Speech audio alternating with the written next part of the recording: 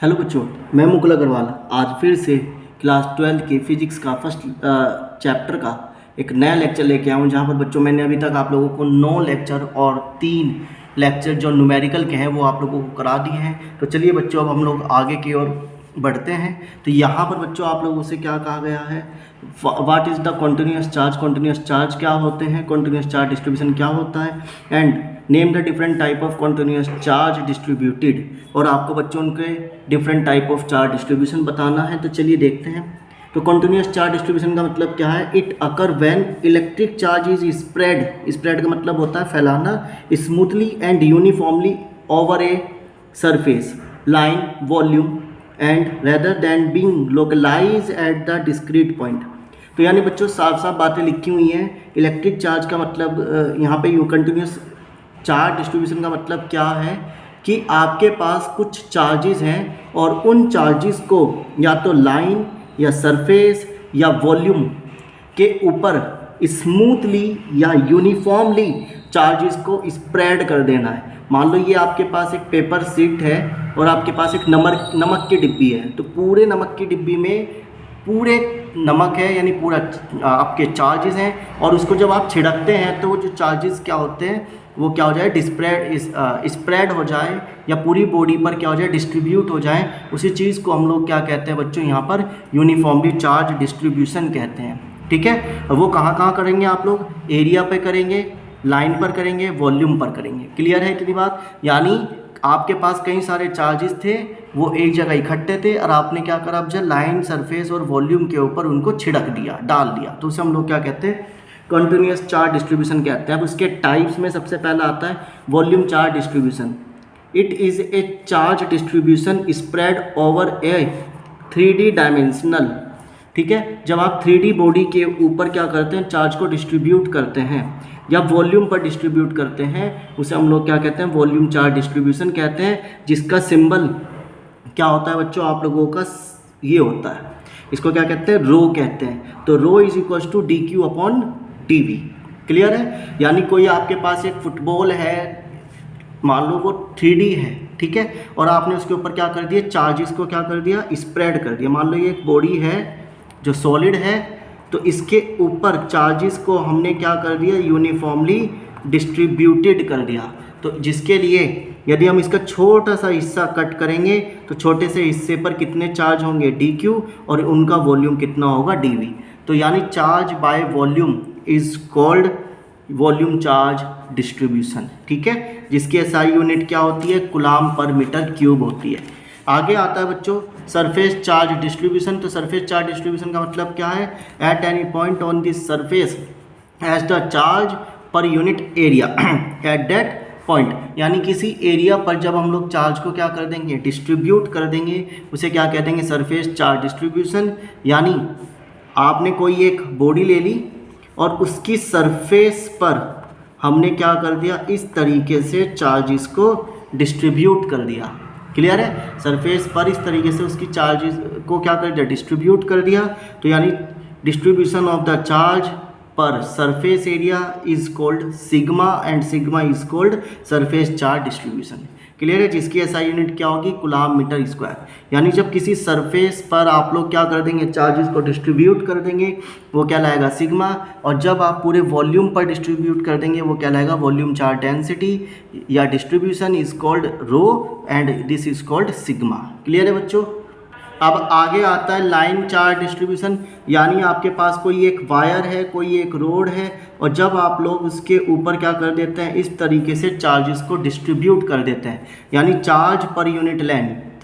ठीक है, तो charge per unit length is called the line charge distribution, जिसकी SI यूनिट क्या होगी, कूलाम मीटर इनवर्स होगी। जब आप लोग एक रोड के, एक वायर के ऊपर चार्ज को डिस्ट्रीब्यूट करेंगे तो लाइन चार्ज डिस्ट्रीब्यूशन, जब आप लोग एक पूरी बॉडी पर डिस्ट्रीब्यूट करेंगे तो वॉल्यूम डिस्ट्रीब्यूशन, और जब एक सरफेस पर करेंगे तो सरफेस चार्ज डिस्ट्रीब्यूशन। क्लियर है। तो इस तरीके से आप लोगों के पास 3 तरीके के डिस्ट्रीब्यूशन होते हैं, लाइन डिस्ट्रीब्यूशन, सरफेस डिस्ट्रीब्यूशन और वॉल्यूम डिस्ट्रीब्यूशन। तो उसे हम लोग क्या कहते हैं, कॉन्टिन्यूअस चार्ज डिस्ट्रीब्यूशन कहते हैं। अब आता है बच्चों what is an electric dipole and define the dipole moment and it's SI unit. बच्चों वेरी वेरी इंपॉर्टेंट है आपके स्कूल लेवल के लिए। जरूर आता है। तो इलेक्ट्रिक डाइपोल का मतलब क्या है, दो आइडेंटिफाई चार्ज को सेपरेट करना, एक दूसरे से स्मॉल दूरी पर सेपरेट करना, अलग करना, ठीक है। ए पेयर ऑफ इक्वल या अपोजिट चार्ज, या तो इक्वल हो बच्चों या कैसे हो, अपोजिट चार्ज हो, उनको एक डिस्टेंस पर, एक स्मॉल डिस्टेंस पर सेपरेट करना क्या कहलाता है, इलेक्ट्रिक डाइपोल कहलाता है। मान लो ये आपके पास दो चार्ज थे Q1 और Q2, दोनों एक दूसरे से मिले रखे थे। हमने क्या करा, इसको L डिस्टेंस इधर खिसका दिया फोर्स लगा के, L डिस्टेंस इधर खिसका दिया फोर्स लगा के, तो बच्चों दोनों के बीच की डिस्टेंस कितनी हो गई, 2L हो गई, ठीक है। तो यानी डाइपोल को आप लोग किससे रिप्रेजेंट करेंगे, P से रिप्रेजेंट करेंगे, और जिसके लिए Q इंटू 2L का फॉर्मूला यहाँ पर क्या हो जाएगा, फॉर्म हो जाएगा।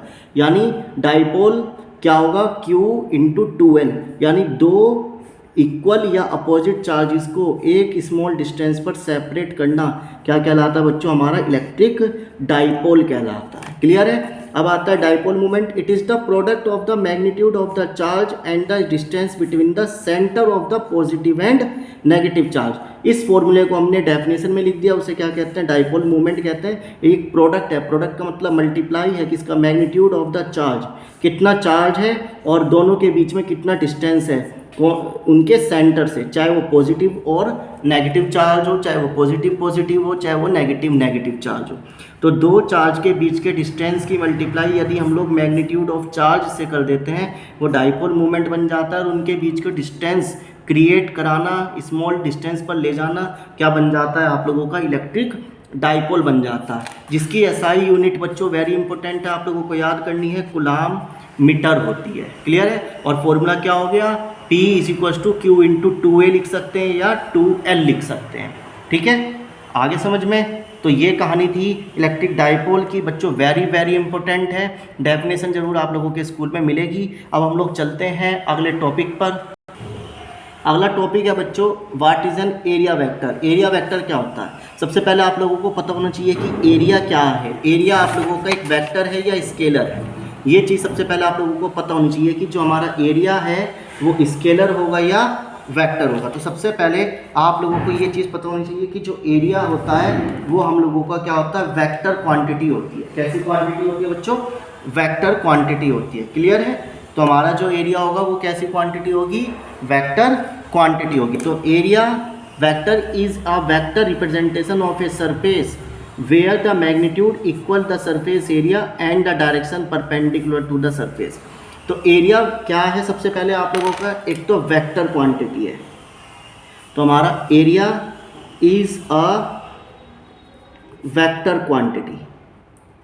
एरिया क्या हो गया हम लोगों का, एक वेक्टर क्वांटिटी हो गया, जो किसी भी सरफेस पर हमेशा कैसे लाई करेगा, परपेंडिकुलर लाई करेगा। किसी भी सरफेस पर हमेशा कैसे लाई करेगा बच्चों, परपेंडिकुलर लाई करेगा, ठीक है। तो area is a vector quantity, vector को रिप्रेजेंट करता है जो किसी सरफेस के ऊपर क्या करता है, अपनी डायरेक्शन को परपेंडिकुलर रिप्रेजेंट करता है, उसे हम लोग क्या कहते हैं यहाँ पर, एरिया वेक्टर कहते हैं, ठीक है। अब कैसे आप लोग उसको स्पेसिफाई करेंगे, उसकी डायरेक्शन को, how to specify the direction of an area vector. Area vector को आप लोग कैसे स्पेसिफाई करेंगे, तो बच्चों यदि क्लोज्ड फिगर होती है यानी 3D फिगर होती है तो एरिया वेक्टर हमेशा बाहर की ओर होगा।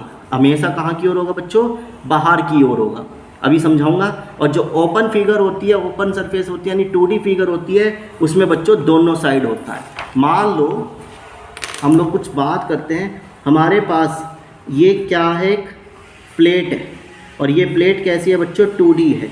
तो इसका जो एरिया वेक्टर होगा वो इधर की ओर भी होगा और इधर की ओर भी होगा, और ये सरफेस के हमेशा क्या होगा बच्चों, परपेंडिकुलर होगा। मान लो आप लोगों के पास कैसी फिगर है बच्चों, 3D फिगर है, ये स्फेयर है, तो बच्चों इसका एरिया वेक्टर हमेशा कहाँ की ओर होगा, बाहर की ओर होगा, अंदर की ओर एरिया वेक्टर नहीं होगा। और ये एरिया वेक्टर उस सरफेस के हमेशा कैसे लाई करेगा, परपेंडिकुलर लाई करेगा। हमेशा कैसे लाई करेगा, परपेंडिकुलर लाई करेगा। क्लियर है। तो ये होता है एरिया का स्पेसिफाई। तो स्पेसिफाई 2D फिगर में दोनों साइड होगा और 3D फिगर में सिर्फ और सिर्फ आउटसाइड होगा। तो यदि हम लोग एक न्यूमेरिकल की बात करें, क्या मान लीजिए आपके पास एक न्यूमेरिकल है, ये x एक्सिस है, ये y एक्सिस है, ये z एक्सिस, इसकी लेंथ l है और इसकी ब्रीथ b है। तो बच्चों आपसे क्या पूछ रहा है, एरिया वेक्टर इसका क्या होगा। तो आप जानते हैं एरिया ऑफ रेक्टेंगल क्या होता है, l इंटू बी होता है। तो l इंटू बी तो क्या हो गया, इसका एरिया हो गया, परंतु वो क्या है, एक डायरेक्शन को रिप्रेजेंट कराएगा। तो बच्चों ये 2D फिगर है, तो 2D फिगर में इसका परपेंडिकुलर कहाँ की ओर होगा, या तो ऊपर की ओर होगा या नीचे की ओर होगा। ठीक है, क्लियर है। तो या तो ये बॉडी का परपेंडिकुलर या तो बच्चों ऊपर की ओर होगा आप लोगों का ऐसे, या तो इसके सरफेस के परपेंडिकुलर होगा या इस सरफेस के अंदर की ओर होगा। तो अंदर और ऊपर को आप लोग कैसे रिप्रेजेंट करेंगे, तो देखो वो परपेंडिकुलर किसकी डायरेक्शन में जाएगा, जेड की डायरेक्शन में जाएगा। तो जेड की डायरेक्शन के लिए बच्चों होता है प्लस माइनस का के कैप। प्लस माइनस क्यों आया, क्योंकि वो अंदर भी जा सकता है, वो बाहर भी जा सकता है। जैसे एक और अगर हम लोग ले लें, ये आपके पास X axis, Y axis, Z axis, ये बच्चों आप लोगों के पास एक सर्कल है जिसकी रेडियस हमने आर ले ली। इसका एरिया वेक्टर आपको चाहिए, तो एरिया वेक्टर क्या होगा, area of circle pi r square. Circle का एरिया क्या होता है, पाई आर स्क्वायर। अब बच्चों इसका परपेंडिकुलर कहाँ की ओर होगा, तो देखो ये बॉडी x और z के बीच में रखी है, तो इसका परपेंडिकुलर y की ओर होगा। ठीक है, इस बॉडी का परपेंडिकुलर कहाँ की ओर होगा, y की ओर, ऊपर की ओर या फिर नीचे की ओर। तो z के लिए होता है प्लस माइनस के j कैप।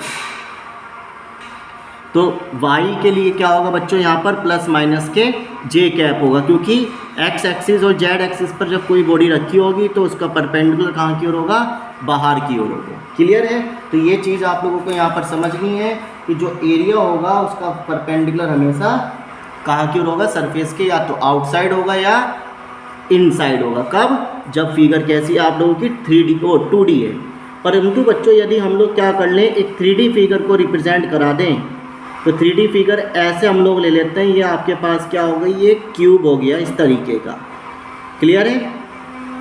तो बच्चों 3D फिगर हो गई, तो इसका यहाँ पर, तो बच्चों 3D फिगर में कितने सरफेस हैं आप लोगों को दिखाई दे रहे होंगे, आप लोगों को दिखाई दे रहे होंगे 6 सरफेस है। तो एक सरफेस ये हो गया बच्चों, एक सरफेस ये वाला हो गया, एक सरफेस नीचे वाला, एक ऊपर वाला, एक फ्रंट वाला, एक पीछे वाला।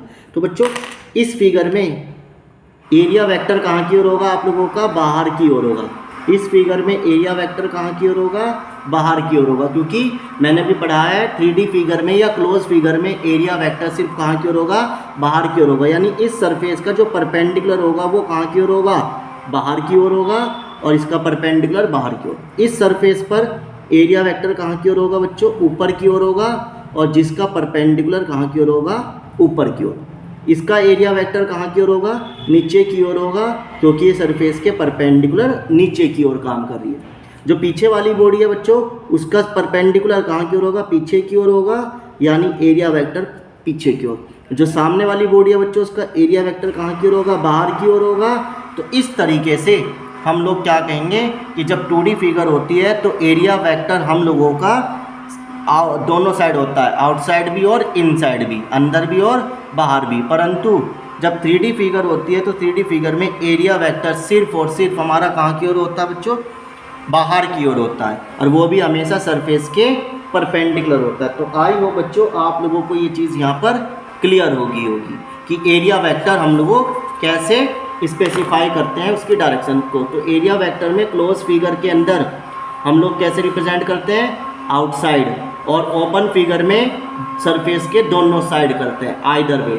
ठीक है, जहाँ पर एरिया वेक्टर हमेशा ओरिएंटेड होता है कितने डिग्री पर, 90 डिग्री पर हमेशा कैसा करता है, वो लाई करता है। तो एरिया वेक्टर हमेशा 90 डिग्री पर सरफेस पर लाई करता है, तो इसे हम लोग एरिया वेक्टर की स्पेसिफाइड डायरेक्शन कह सकते हैं। अब जहाँ पर कुछ एग्जाम्पल फिजिक्स के अंदर है, इलेक्ट्रिक फ्लक्स का फॉर्मूला होता है E डॉट ए, डॉट हटाकर E A cos theta. Magnetic flux का फॉर्मूला होता है B dot A, B A cos theta. अब ये होते क्या हैं, ये आपको अभी आगे पढ़ना है। तो चलिए सबसे पहले हम लोग पढ़ते हैं define electric flux. Electric flux का मतलब क्या है, उसको समझते हैं। तो देखो ये बच्चों एक आपके पास सरफेस है इस तरीके की, इस सरफेस पर मैंने क्या करा, इलेक्ट्रिक फील्ड लाइंस को इस तरीके से पास कर दिया। तो आपको दिखाई दे रहा होगा कितनी इलेक्ट्रिक फील्ड लाइन इससे पास हो रही है, 1 2 3 4 5।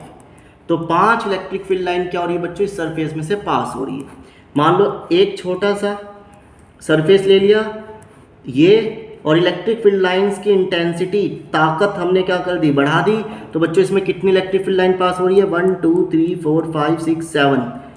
तो यानी number of electric field line passing through the surface defined as the total number of electric field lines, ठीक है, passing through the normal to the area.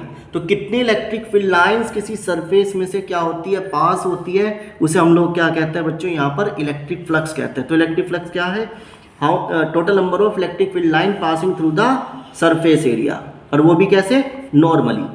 Surface area normally होगा और इलेक्ट्रिक फील्ड लाइंस भी आप लोगों की चाहे वो नॉर्मल हो सकती हो चाहे वो तिरछी हो सकती हो, परंतु हमेशा आप लोगों को इलेक्ट्रिक फील्ड लाइंस कैसे लेनी है, नॉर्मली लेनी है, परपेंडिकुलर लेनी है, और उसकी डायरेक्शन किसकी, जो एरिया की डायरेक्शन होगी बच्चों वो इलेक्ट्रिक फील्ड की लाइन की डायरेक्शन में ही होगी, ठीक है।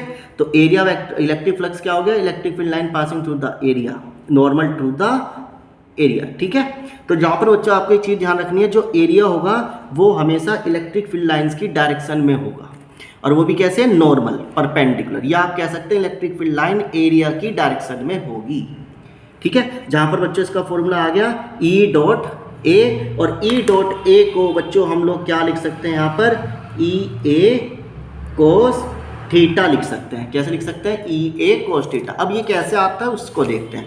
तो मान लीजिए हमने कहा हमारे पास एक प्लेट है इस तरीके से, और यहाँ पर बच्चों इलेक्ट्रिक फील्ड लाइन कुछ इस तरीके से तिरछी गई इस पॉइंट से। तो एरिया वेक्टर इसका कहाँ की ओर होगा बच्चों, नॉर्मल होगा सरफेस के। एरिया वेक्टर कहाँ की ओर होगा, सरफेस के नॉर्मल होगा, जिसके बीच में कुछ एंगल क्रिएट होगा थीटा, क्योंकि इलेक्ट्रिक फील्ड लाइन तिरछी जा रही है। तो बच्चों जब आप इसके कंपोनेंट करते हैं तो कुछ बच्चों को कंपोनेंट में दिक्कत आती है, तो समझ लीजिए जिस लाइन पर थीटा होगा उस लाइन पर बच्चों आप लोग क्या लिखेंगे, कोस थीटा लिखेंगे, और उसके पीछे की ओर क्या लिखेंगे, यहाँ पर E साइन थीटा लिखेंगे। क्लियर। तो अब ये देखिए इस सरफेस पर कौन सी लाइन परपेंडिकुलर काम कर रही है, इस सरफेस पर कौन सी लाइन परपेंडिकुलर काम कर रही है। एक तो एरिया वेक्टर कर ही रहा है, और एक E कोस थीटा इस सरफेस से परपेंडिकुलर जा रही है, जबकि E साइन थीटा इस सरफेस को बिना टच करे जा रही है, इस सरफेस को बिना टच। देखो ये पेंसिल है या ये पेन है, और ये पेन इस प्लेन को बिना टच करे जा रहा है, और परंतु जब ये पेन ऐसा खड़ा हो जाए तो यानी ये सरफेस को क्या कर रहा है, टच कर रहा है, यानी परपेंडिकुलर हो गया। तो बच्चों इस कारण से जो फ्लक्स का जो फॉर्मूला बनेगा वो आपका क्या बनेगा, EA कोस थीटा बनेगा।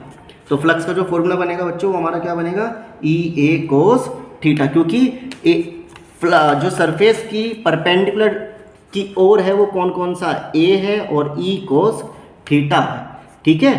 तो इस वजह से फ्लक्स क्या बनेगा आप लोगों का, EA कोस थीटा होगा। तो ध्यान रखेंगे 2D फिगर में आप लोगों की इलेक्ट्रिक फील्ड की जो एरिया वेक्टर की डायरेक्शन होगी वो दोनों साइड होगी, और 3D फिगर में एरिया वेक्टर की जो डायरेक्शन होगी सिर्फ और सिर्फ बाहर की ओर होगी।